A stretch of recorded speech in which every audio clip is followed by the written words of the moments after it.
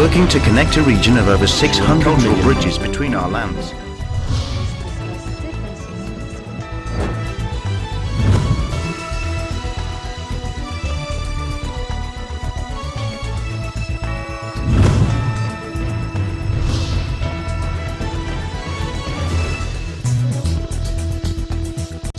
Welcome to ASEAN in Focus Weekend Edition. This is Kaloy Tabunda from the New Era University ASEAN Studies Center.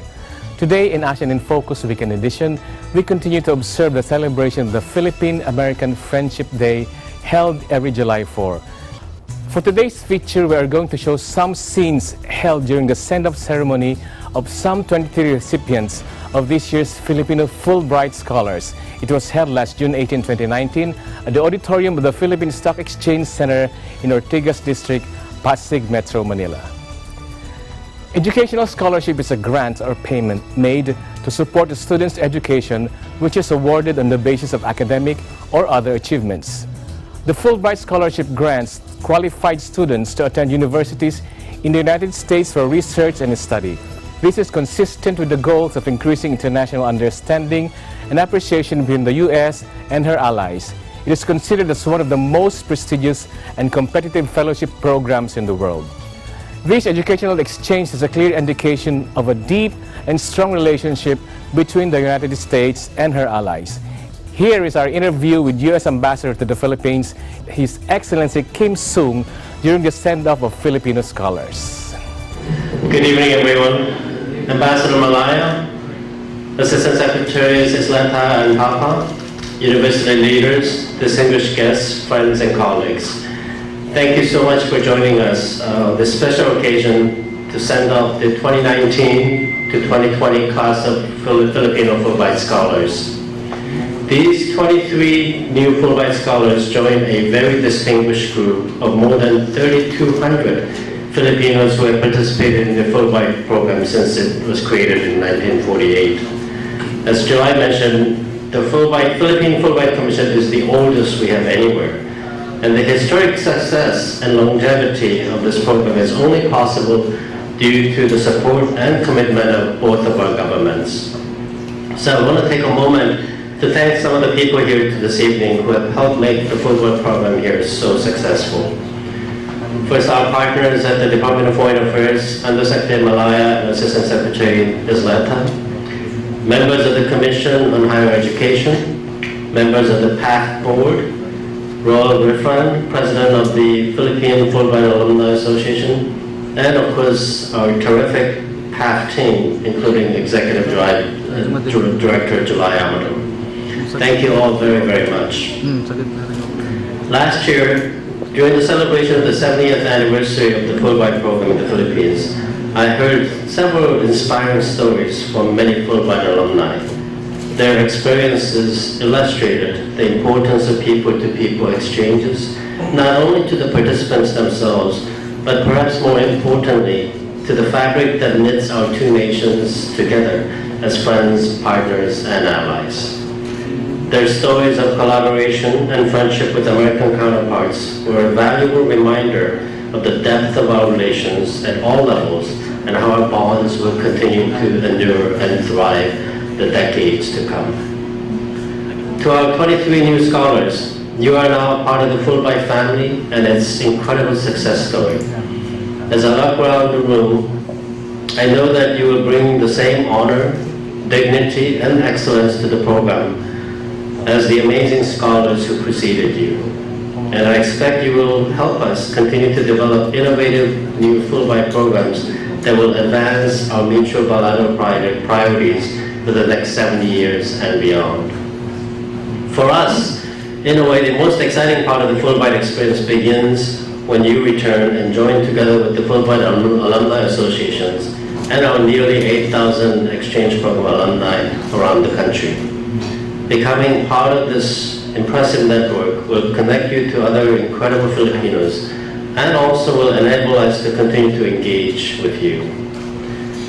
So we're expecting great things from you.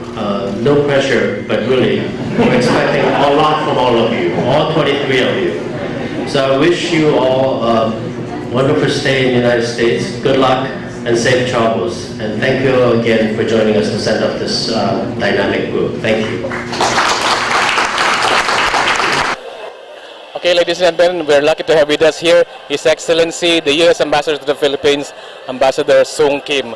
Mr. Ambassador, for the sake of most of our viewers, what is the Fulbright Philippines program? So this is actually our longest running Fulbright program. It's been a wonderfully successful exchange program between Filipino scholars and American scholars. We've sent thousands of Filipino scholars to the United States, and we've had over 1,000 American scholars come to the Philippines as well. I think it really reflects the deep bond between Americans and Filipinos, and it's a reminder of the importance of people-to-people ties between Americans and Filipinos. I'm really deeply proud of this program. How can you describe the roster of alumni of this program? I'm sorry? The roster of Filipino alumni to the Fulbright Philippines program. Well, we've had tremendously successful Filipinos participate in the Fulbright program. We've had national artists, senior government officials, successful business people, and I think that's really the strength of the program, is that you were selecting the best and the brightest Filipinos to experience the United States, to develop relations with their American counterparts, and I think it's really been a great program for both countries. I think both countries and peoples of both countries are benefiting from this exchange program. So do you think the alumni of this program have really helped in developing the Philippines as a nation through the years? Oh, I believe so. I mean, I think the thousands of Filipino scholars who have experienced the Fulbright program come back with knowledge and experience and expertise that have helped them to be more effective in whatever profession, whether it's in academia, medicine, the arts, and I think overall they have contributed greatly to the Philippines' growth. Tonight we're actually launching a new brand for Fulbright Philippines. What does this mean? I think it's an effort to get re-energized. It's over 70 years old, and so I think my colleagues thought that maybe rebranding would be a good way to draw new attention and get re-energized. Okay. What's your advice to Filipinos, particularly Filipino students who want to avail of the Fulbright Philippines program? Well, I want to encourage all Filipino students, scholars, to think about different experiences in the United States, including the Fulbright Scholarship. We have a number of different exchange programs. All are very successful, deeply meaningful, and of course, I always encourage Filipino students to consider studying in the United States, because as you know, the U.S. has some of the best universities anywhere, and I think Filipinos, especially because of the strong ties and of course English fluency, are perfect candidates to study in the United States. So this is a very competitive program, so you just select the best of the best among the Filipino students who apply. Yeah, no, I mean, it is a very competitive program, but I think the fact that we've been able to send so many Filipinos to the United States on the Fulbright program, it reflects the talent, the dedication that you have among young people in the Philippines. Forgive me for this question. Pretty soon we'll be celebrating the Filipino-American Friendship Day. Any message for our viewers? Well, as U.S. Ambassador, I think the part of the relationship that I'm the most proud is the bond between our two peoples. And that's what Philippine-American Friendship Day is celebrating, is the friendship, the partnership between Americans and the Filipinos. So I want to congratulate all of you and all of us for being a part of this wonderful partnership and friendship. Okay, thank you very much, Ambassador. Thank you very much.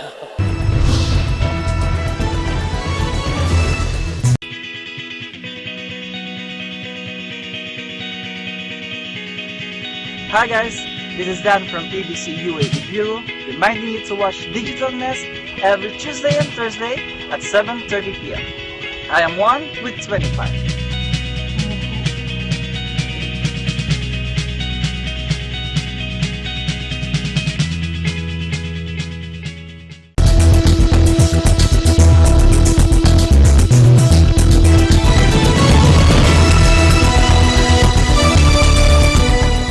Welcome back to ASEAN in Focus Weekend Edition.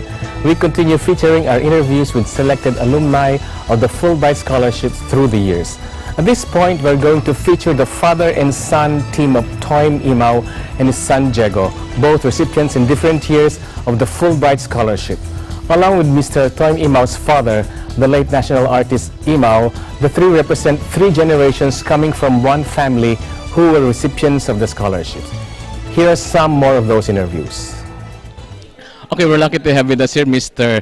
Toym Imao, a noted Filipino artist who is also a alumnus of the Fulbright Philippines. Okay, so what's your program about? Well, my program in Fulbright was MA in sculpture, MFA in sculpture, and I did it at the Maryland Institute College of Art from 2010 to 2012. Because we lived in Maryland for 3 years. Yes, so we're in that institutional bubble ng puro academic institutions, Johns Hopkins, Loyola, all the way to Towson's University. So I stayed there for 2 years. It was a program heavy on studio work, and it was something that the place was really in terms of yung strategic location niya. I'm in between Washington DC and New York. So as an artist, it was so easy for me to at least shuttle between these two centers of arts and culture and history. And those 2 years were just fantastic. I believe you're part of 3 generations of Fulbright recipients. The first one was your father, national artist Imao, and then you, and then your son Diego, whom we interviewed earlier. Yes, so we were quite fortunate that there are 3 in the family that benefited from the Fulbright program. My father, who had it in 1959, 1916 to be exact, also did an MFA in Fine Arts at Kansas University. Then Diego just came back this year from the Global U Grad program in Keene University, New Hampshire. Okay. So how has the program enriched you as a professional, as a person? Well, I think it's important for there's opportunities when artists need to extract themselves from their comfort zone in order to at least assess and appreciate more the kind of art that I do. Mine is heavily rooted in Philippine culture and Philippine history. I do a lot of public art. This opportunity to study beyond the shores of the Philippines have afforded me an introduction to new paradigms, exposure to new methodologies. It was also a time, an opportune time for me to reinvent some of the things that I do.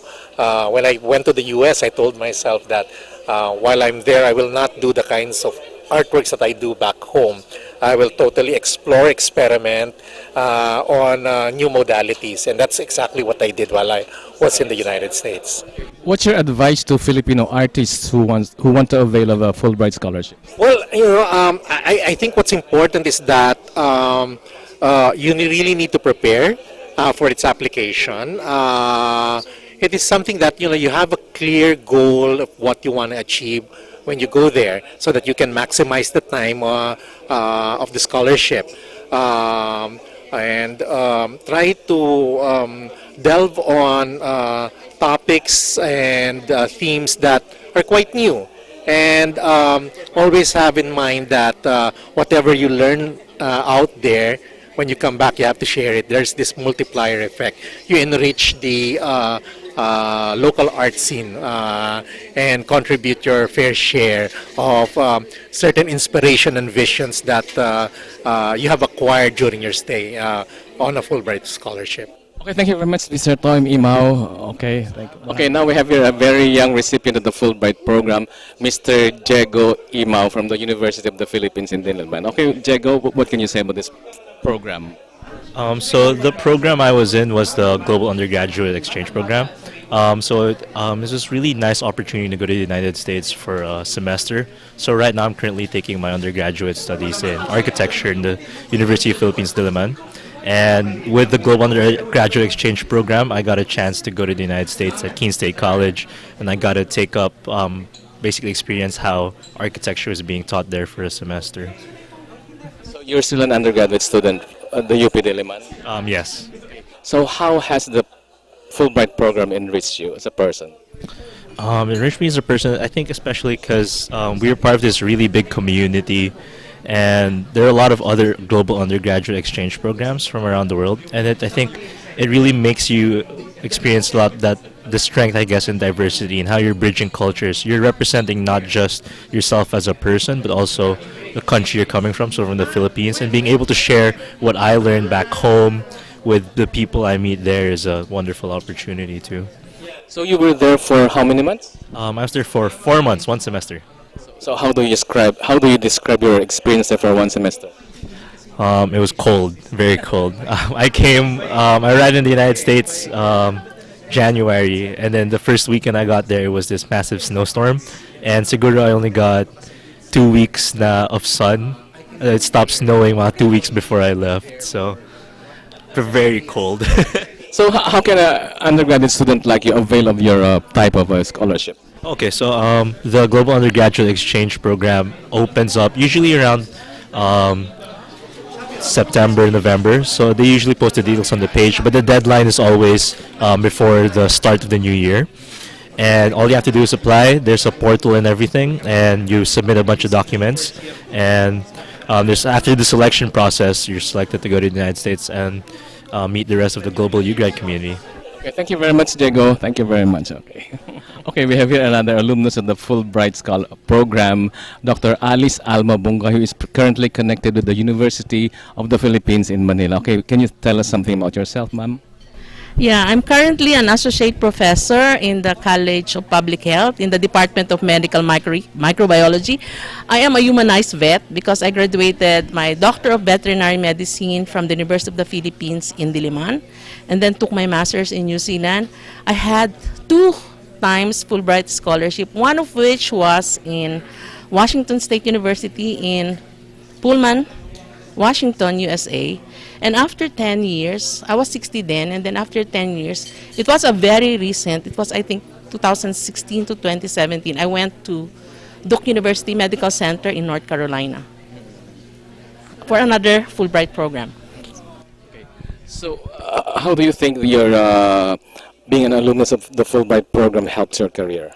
Oh, it was really a very good add-on in terms of my academic performance, because when I went to Washington State, I was given 5 lectures, so most of them are really disease conditions in the Philippines, like rabies in the Philippines. I have to lecture rabies in the Philippines, leptospirosis in the Philippines, food safety in the Philippines. So they really have to learn. So when we teach, we are actually giving ourselves what the Philippines experience is and what would be I'm going to get from them. So it's like a bilateral kind of teaching. So I have a counterpart. Fulbright gave me, or the Washington State University gave me a counterpart by the name of Nina Woodford and Doug Cole. So we tried to exchange what would be my experience, what are my experiences in the Philippines, and then how would I improve on the diagnostic part. So I spent 6 months there.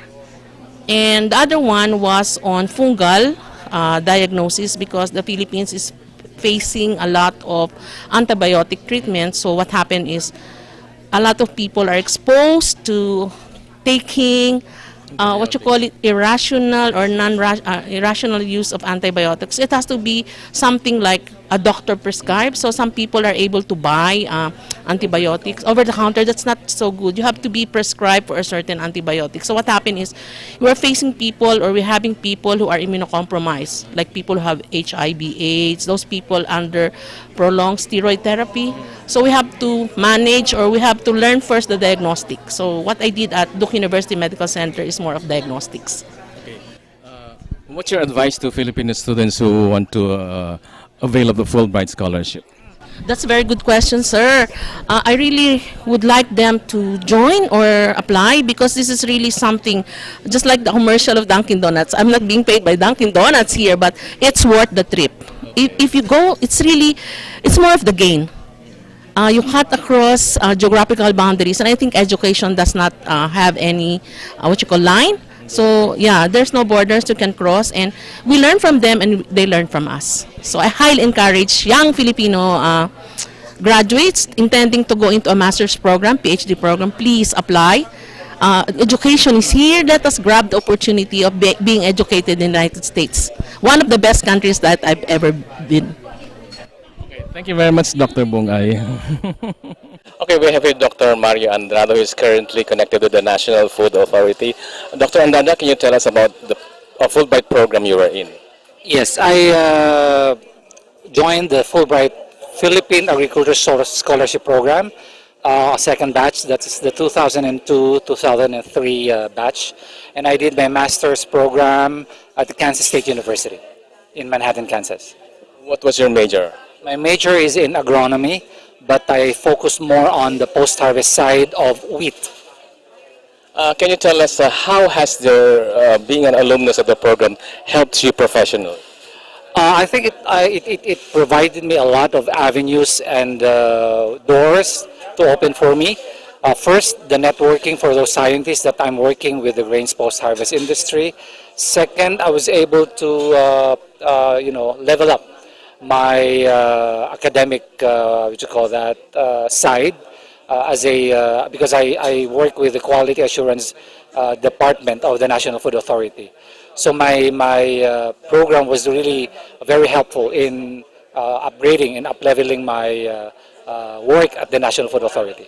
So that's one way of giving back to the Philippines. Yes, after my 2-year stint at the Kansas State University, I came back right away in order again to work with the National Food Authority. So you were with the National Food Authority since 1983. And how do you think your learning from your Fulbright scholarship really helped of course, National Food Authority? Yes, because my department, where I belong, we're the ones handling the maintenance of the quality of the stocks of rice and corn. So all those learnings that I've learned from Kansas State University, I was able to apply it in our department.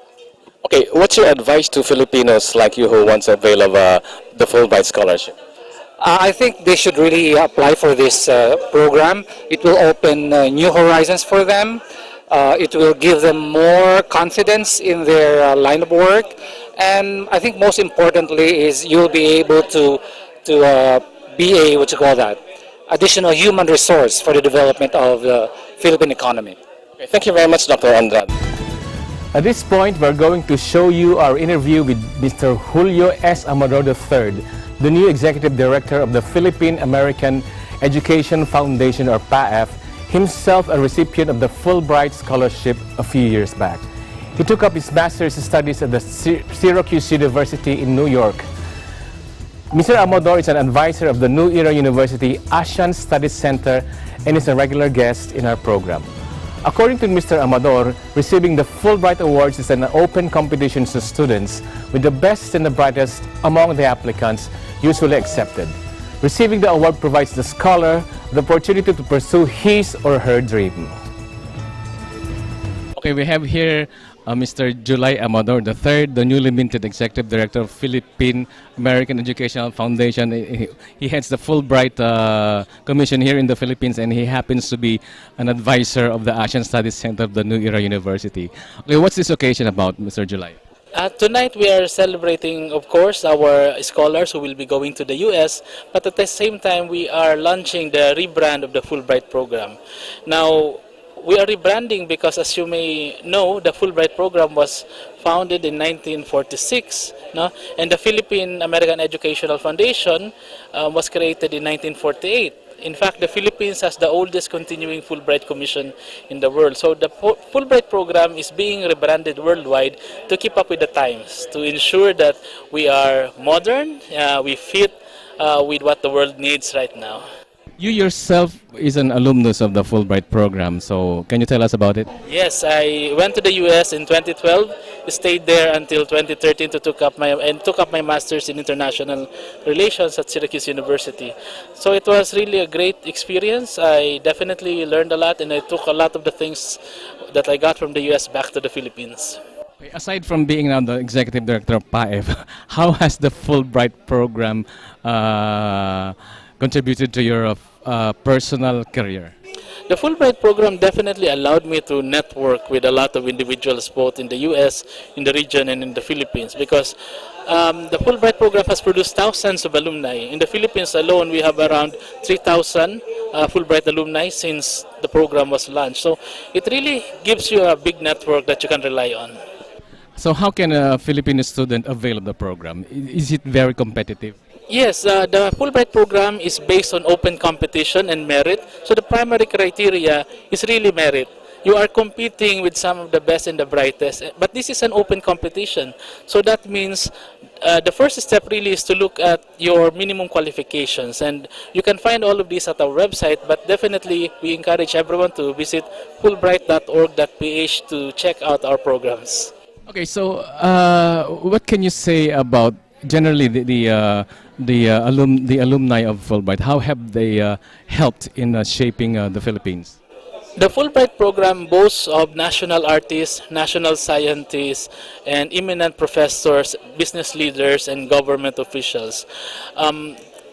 There is no single area, such as in the arts or in the sciences, where you cannot find a Fulbright scholar. So definitely, the Fulbright scholar was critical in helping shape the Philippines' national development.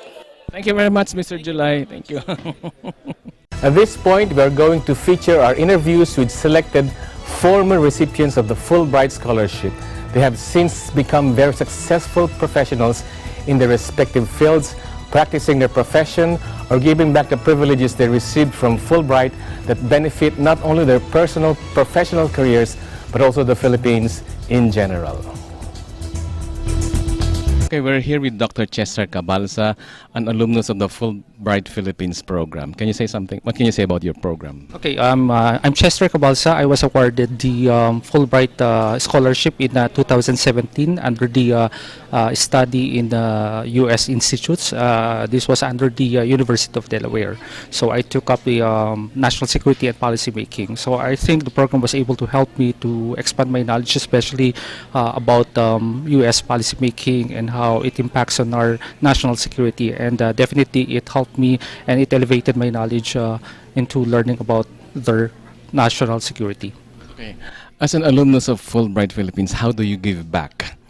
Well, of course, definitely. I was able to write and publish about some policies about our national security, and also I usually participate in some activities of the U.S. Embassy here in Manila. And one of the ways of giving back is, of course, to encourage my students also in the University of the Philippines to take national security and give a serious look about this endeavor.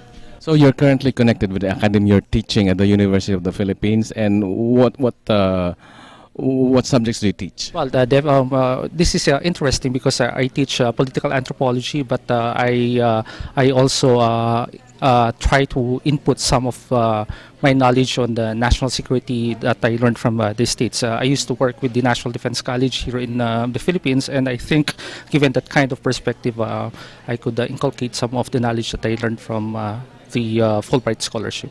Okay.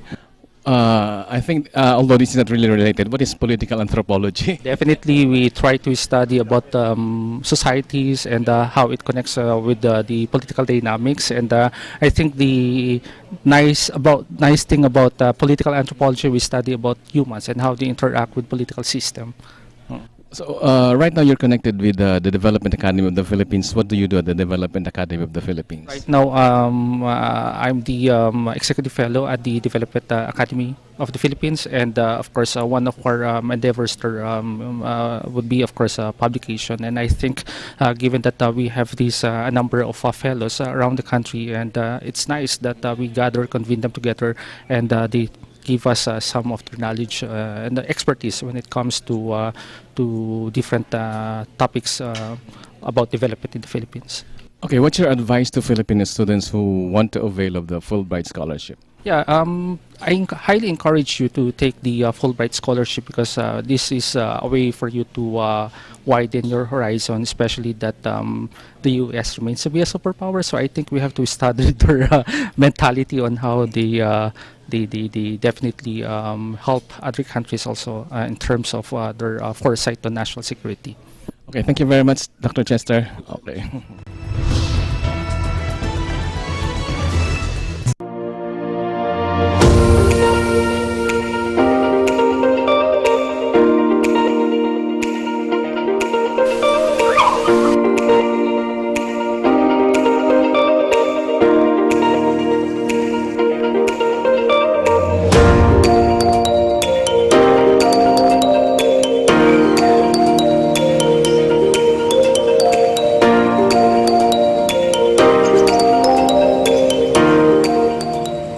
When visiting the Philippines, Manila or Quezon City is a popular destination. But oftentimes the hustle and bustle of the city can be more stressful on your vacation. So when you feel the need to reconnect to nature or relax again, there's a beautiful oasis just outside of the city called the Garden at Ciudad de Victoria.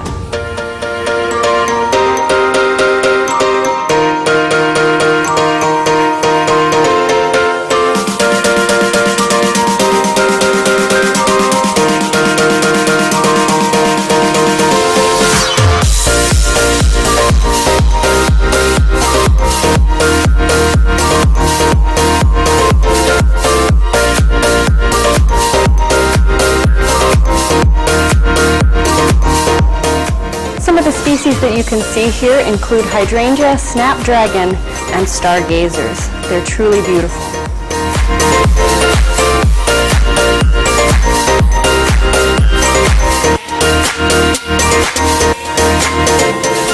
The gardens at Ciudad de Victoria are so peaceful, tranquil, and beautiful that it's become a haven for young couples and a very popular venue for engagement photos.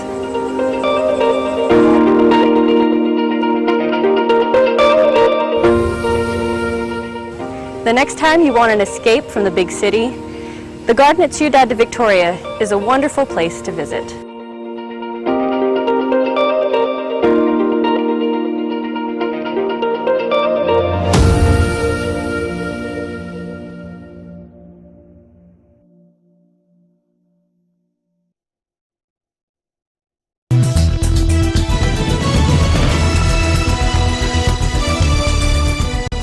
Welcome back to ASEAN in Focus Weekend Edition. We continue to feature our interviews with selected alumni of the Fulbright scholarships through the years. But before that, we'll present to you our interview with Miss Amina Rasul, a prominent Muslim personality and a peace advocate. She shares with us her views on the Fulbright scholarship and other important issues related to the peace process in Muslim Mindanao. Okay, we're now here with Miss Amina Rasul. He's attending the relaunching of the Fulbright brand. Okay, what can you say about this event, ma'am? Well, I'm really here as a guest of the new executive director, Dr. Amador. But I'm here because I really think that the Fulbright scholars can do a lot for the country. Specifically, I'm wondering whether they can have a program of scholars come and do a series of lectures in Mindanao universities. I'm a member of the Board of Regents of Mindanao State University, and it would be really good if our executive director can create a program where the Fulbright scholars can come and lecture in our campuses in Mindanao. Any response so far from the July Amador? How was he taking your recommendation? I'm sure he's going to support, but the funding is going to be the clincher here, and perhaps the ambassador can support it. It would go a long way in enriching the capacity building for young Mindanaoans. So you're very positive that at least Fulbright can do something, especially now that we have the BARM, the Bangsa Moro regional government. So how do you think the Fulbright program can help in making sure that this phase of the AR of the Muslim people in the Philippines develop? Well, my organization, the Philippine Center for Islam and Democracy, we're working with the government of BARM. We've had discussions with the Chief Minister Murad and the ministers, Minister Iqbal, Minister Guerra, about how we can help with their capacity building. The problem they're facing is that expectations are so high, but their capacity to deliver on the promise is really curtailed by several important factors. Number one is financing. They don't have that in place yet. And the second one, which is very critical, is capacity building. And there, the Fulbright program can be of great assistance in terms of reaching out and providing capacity building through the skills and the knowledge that they have gained in the United States. So you're asking for more participation from the United States to really help in developing BARM now? Absolutely. And consider the Mindanao State University system as a support base once they get to Mindanao. How do you describe this current phase in Mindanao now that we have the new BARM? How are you positive that it will result to real development in that region? That is a very tricky question. I have no doubt of the goodwill and the intent of Chief Minister Murad and his people. The basic problem really is that the support that they're going to need, the funding that they're going to need, the capacity building is not yet evident. What worries me is that last year, government passed the budget without providing for the new regional government. So you now have these ministers who have been in place for, the BTA has been in place for several months now, and they don't even have the funds to put up their offices. So if government does not do something about it, essentially they're kind of shooting the BTA in the foot. So they cannot, yung arangkada, kulang. And that's a big problem as far as I'm concerned. Okay. Our current president is from Mindanao. So what can you say about the support he's giving to BARM? The support that he has given in terms of the passage of the law has been exemplary, really. Because now you do have the Bangsamoro Basic Law, you have a Bangsamoro Transition Authority, but he has to go the extra mile and really provide the necessary support so that the BTA can govern. Without funding, without capacity building, it's going to be very difficult for BTA to deliver on the promise that is encapsulated by the Bangsamoro Basic Law. Okay, I think for that last question, we need a separate interview with you. Okay, thank you very much, Madam Amina. Okay. Welcome back to ASEAN in Focus Weekend Edition. We continue to feature our interviews with several other selected alumni of the Fulbright Scholarship Program. Among them is the president of the New Era University, Dr. Nilo Rosas, who also shared some of his insights on how to further strengthen the scholarship program in order to make sure that the recipients give back to the Philippines. Okay, next in our list of interviewees is our very own, the president of the New Era University, Dr. Nilo Rosas, who is also an alumnus of the Fulbright Philippines program. Sir, Dr. Rosas, what can you say about the program you participated in Fulbright? Well, I was one of the 11 grantees in the year 1976, and it was a 4-year scholarship that enabled me to take my PhD in teacher education at Teachers College, Columbia University. And it was a very rewarding experience because you are exposed to a variety of experiences, including having top professors in the field of teacher education. How do you think your being an alumnus of the Fulbright Philippines program helped you professionally? Well, it has catapulted me in terms of positions in the then Department of Education.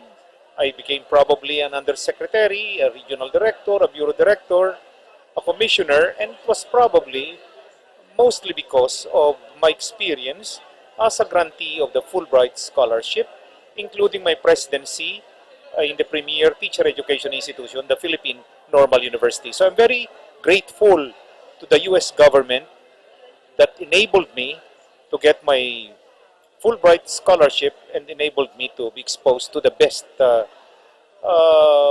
educational institution in the field of teacher education, and that's Columbia University. And also, just like you, I was a recipient of the U.S. International Visitors Program on university management that enabled me to visit at least 22 different universities, different types of universities in the United States. What's your advice to Filipino students who want to avail of the Fulbright Philippines program? Well, firstly, they must fill up the application forms, but attached to it are your credentials that are really worth presenting to the members of the screening committee, and then make good in your commitments in the application form, because unfortunately I learned also when I came back and became a part of the screening committee that 60% of the Fulbright grantees among Filipinos never return. They really find ways and means to prolong their stay in the United States, and it's not very good of them. They really try to delay their completion of their doctoral dissertation or their masteral thesis because they are waiting for somebody to be married to for convenience, or look for a job who will petition eventually for them while they are in the United States, so that they will not come home, or get married and bear a child who will become an American citizen.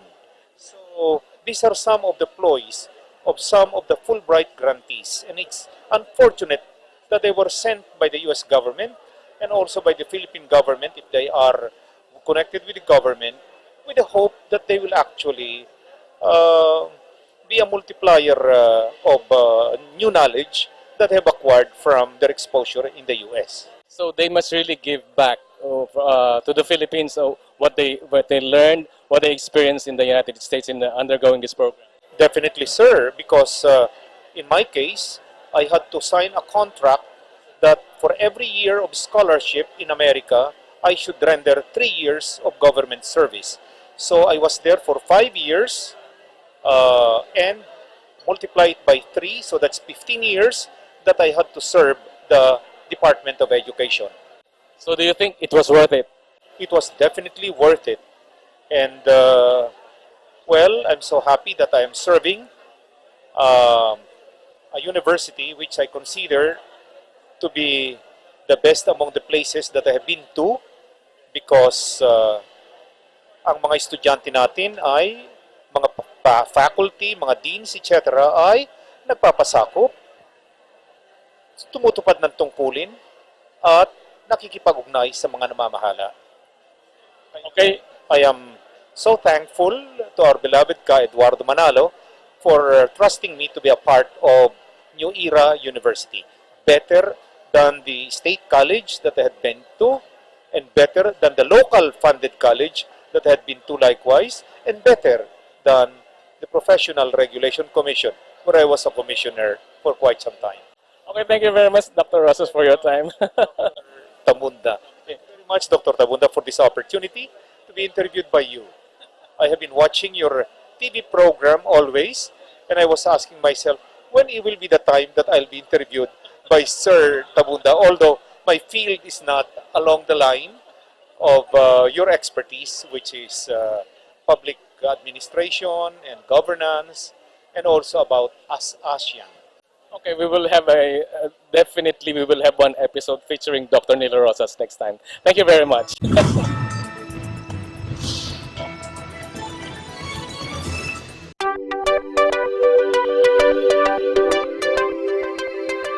Dito sa Net25 at OSN, siguradong at home ka dito.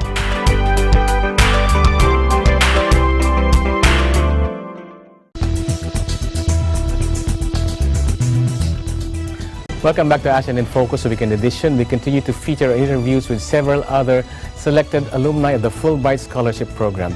But at this point, we wish to show you our interview with Ambassador Eduardo Malaya, the Undersecretary for Administration of the Department of Foreign Affairs, who gave his thoughts on the program.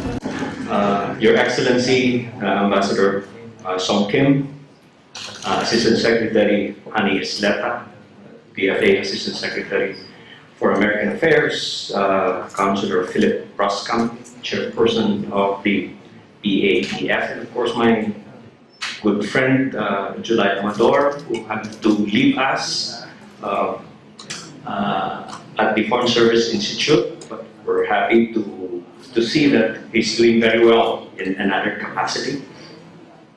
Friends, ladies and gentlemen, magandang gabi po sa inyo lahat. At the outset, I wish to convey the best wishes of Secretary of Foreign Affairs Teodoro Locsin Jr.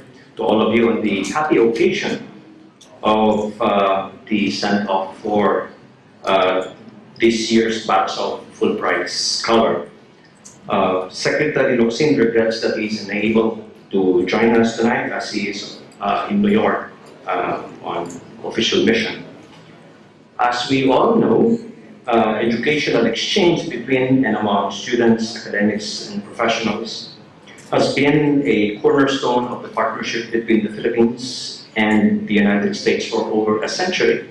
Among the first Americans who came to the Philippines were teachers aboard USS Thomas, who helped expand the public education system in this country. And many of those who led the civil service in the Philippines in its earlier years were pensionados or scholars who studied in US universities and colleges. People-to-people engagement between our two countries, such as through the Fulbright program, is indeed an important part of the effort to continually strengthen our enduring partnership. I understand that over the years, some 3,000 Filipinos and nearly 1,000 Americans have participated in this program, and I think that's a big, big number. And I'm also happy to note that the funding is coming not only from the US, but also from the Philippine government. There is some support from the Philippine Commission on Higher Education, from the Philippine Department of Agriculture, and the Washington Sisset Family Foundation. And of course, other organizations and institutions, including US and Philippine universities, contribute through direct and indirect cost sharing. And just like the good ambassador, I'd like to congratulate the 22 scholars of this batch, this year's batch, who would now join the illustrious roster of Fulbright scholars who count among its alumni several national artists and national scientists and some of the most respected names in government, business, and the academy, and many of you are here. This year's selection, we are informed, includes not only graduate students who will pursue graduate degree programs, among others, but also 2 teachers who will teach Filipino at universities in the US. And I'm glad that you have those 2. And this would include Miss Sunshine Blanco. Is she here? Very good. Who will teach, and she teaches Filipino in the Philippine Science High School in Batangas City, where my son, in fact, goes to school. And he is grade 9. We are confident that the 2019-2020 batch of scholars will follow in the footsteps of the Fulbright alumni who continue to contribute to the development efforts in the Philippines and help strengthen Philippine-US relations. Undoubtedly, the program can lead to greater personal growth and success for our scholars. And this is very evident among the Fulbright alumni we now see here, who are really quite successful. And seeing how successful many of you are, probably in my earlier years, my younger years, I should have applied for this Fulbright program. But you know what? Being accepted is really another story. We would like to thank the US government and the PAEF for being our steadfast partners through all these years. in expanding the pool of talented Filipinos who would help advance our development goals and serve our country.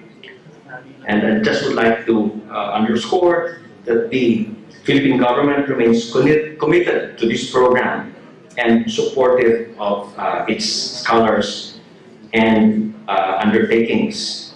I'm also happy to note that tonight we will be officially launching the refreshed identity and new logo of this program. And I'm sure this is something that has been thought of by July and Philip, that goes to indicate creative thinking. And we at the Department of Foreign Affairs see the refreshed identity and new logo as indicators of an enhanced commitment from the PAEF and the Fulbright Philippines in conducting programs that have meaning and relevance to both our countries. The PAEF and the Fulbright program are two of the valuable means by which the Philippines and the United States carry its partnership into the future.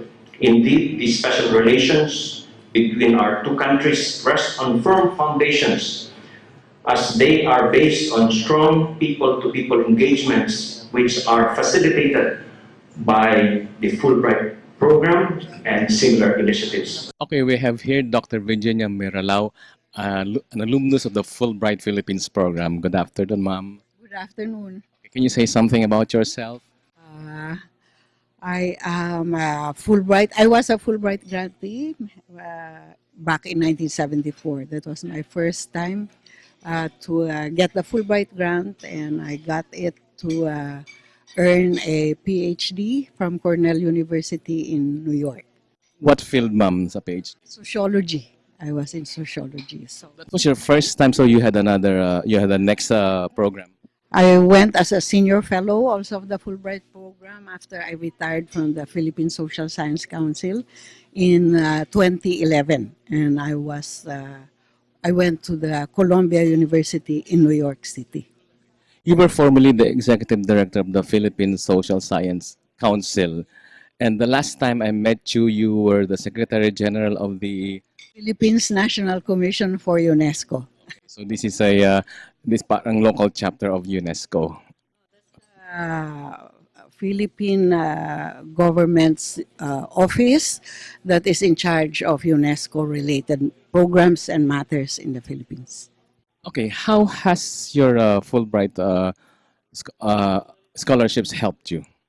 Well, since I am in academe, of course, getting a graduate degree and a PhD from Cornell University has been is actually very necessary. You know, if you want to pursue a career in the academe. And since I've been in teaching and research and also in promoting the programs of the Philippine Social Sciences, that has been really indispensable. So your second degree was what again, ma'am? Sorry. The second degree is the senior fellowship, you know, which can get you as a visiting scientist or a visiting researcher or a lecturer, you know, in a U.S. university. And that one I was able to pursue research on my own. That was had bearing more on the curriculum change in the Philippines, curriculum reform. Okay. 6 months. That was not a degree. The first was a degree program. So what's your advice to Filipino students who wish to avail of the Fulbright scholarship? Well, the Fulbright Scholarship is really a life-changing event. So if you have the opportunity to apply and you are fortunate enough to be chosen, I think you really have to make very good use of your Fulbright opportunities. It's a scholarship that just puts you into your own field of expertise, and then also it gives you a wide network of people, you know, of similar interests and so on, and that can bring about, you know, so many other opportunities and advantages in your life where you can use your own talents and resources also to be able to give back, to society. Thank you very much, Dr. Miralao. Thank you very much. We're here with Attorney Ryan Balisacan, who happens to be one of my former students from the University of the Philippines National College of Public Administration and Governance. He's also an alumnus of the Fulbright Philippines program. So, Ryan, what was your program in Fulbright? I took the Master of Laws program, the undergraduate student program of Fulbright Philippines, and I took my LLM at Harvard University. When was this? At 2017 to 2018. Can you tell us about your experience in Fulbright program? Oh, it was a great experience, one of the highlights of my life.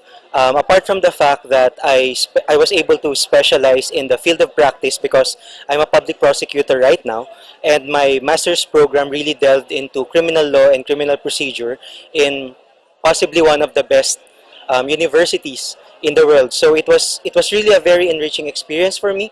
Apart from the fact that it really enriched my my knowledge in my field of expertise, it was also an opportunity for me to really get to know many people from many different countries.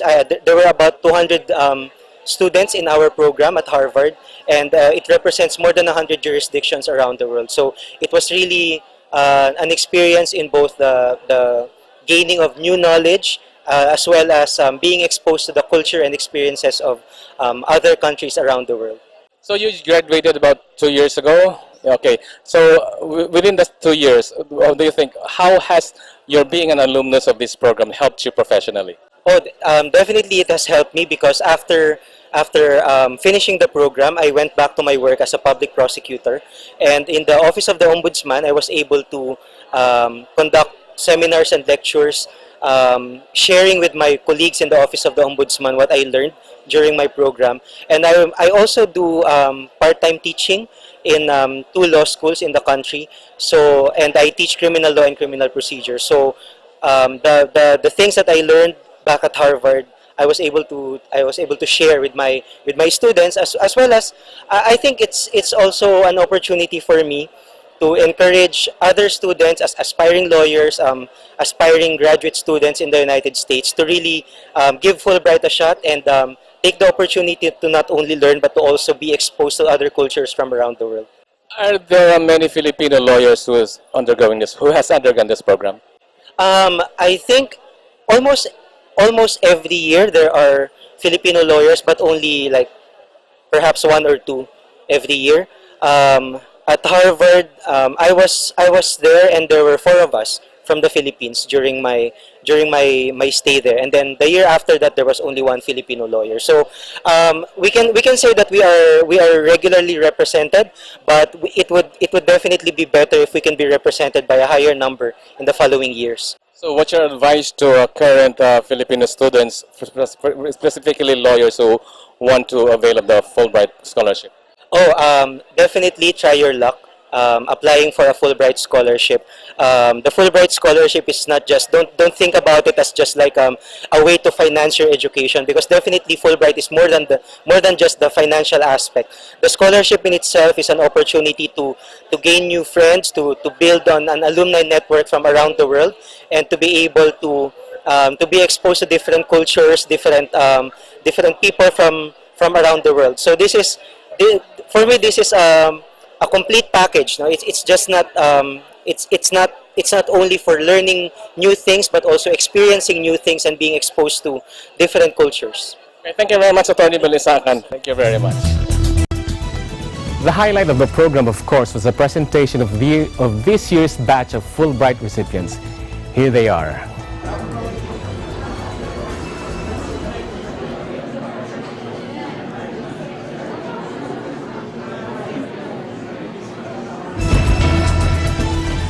Many among us aspire to study abroad and reach for our dreams. The Fulbright Scholarship through the Philippine American Education Foundation, with funding coming from the government of the United States, continues to provide scholarships to Filipinos. These scholars are expected to do their studies and research in different fields in the United States. Upon their return, much of their dreams have already taken shape, and with great anticipation, their learnings and experiences will benefit not only their lives, but the country as well. Thank you very much. This is Kaloy Tabunda, and I'm one with 25.